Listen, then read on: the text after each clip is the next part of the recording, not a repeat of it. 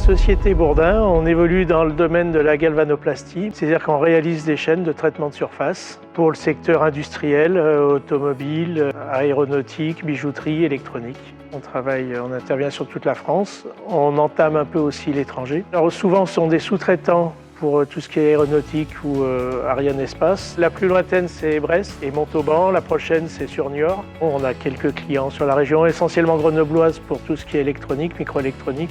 Moi je suis dans le métier depuis bientôt 35 ans. Les chaînes de traitement de surface, on fait toujours la même chose sans trop se poser de questions.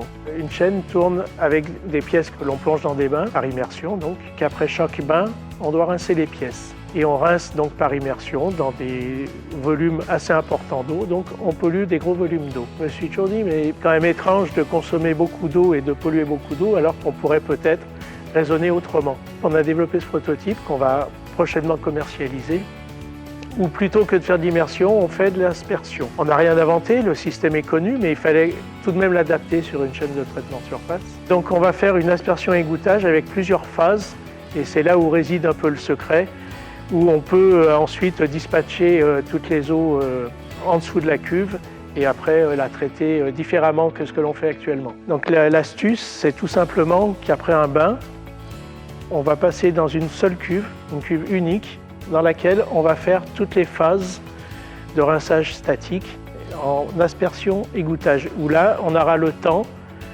de faire des égoutages longs. Long, c'est pas une demi-heure, c'est 20, 25, 30 secondes. Faire une première phase par un brouillard qui va juste permettre d'humidifier les pièces. Donc l'avantage, c'est qu'on aura un faible volume d'eau. Ce premier jus, on va le récupérer dans une cuve à part. Donc une fois qu'on a récupéré ce premier jus, après on fait des phases de rinçage aspersion continue cette fois-ci, où là on va bien mieux rincer les pièces. Par contre, on va pratiquement plus entraîner de pollution puisque la pollution on l'aura écartée dans la première phase. Le principe est tout simple, c'est que dans cette cuve où on fait de l'aspersion, on récupère sur un plateau tournant pour dispatcher toutes ces eaux dans différents compartiments.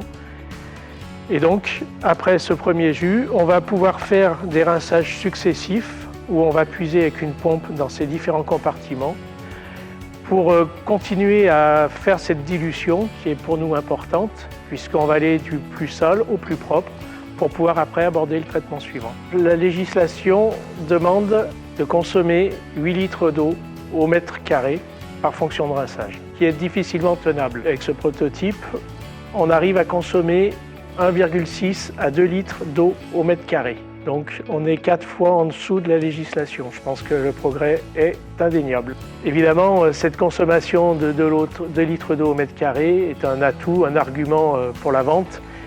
On en a déjà discuté avec quelques clients pour les prochaines affaires et ça fait tilt chez les clients.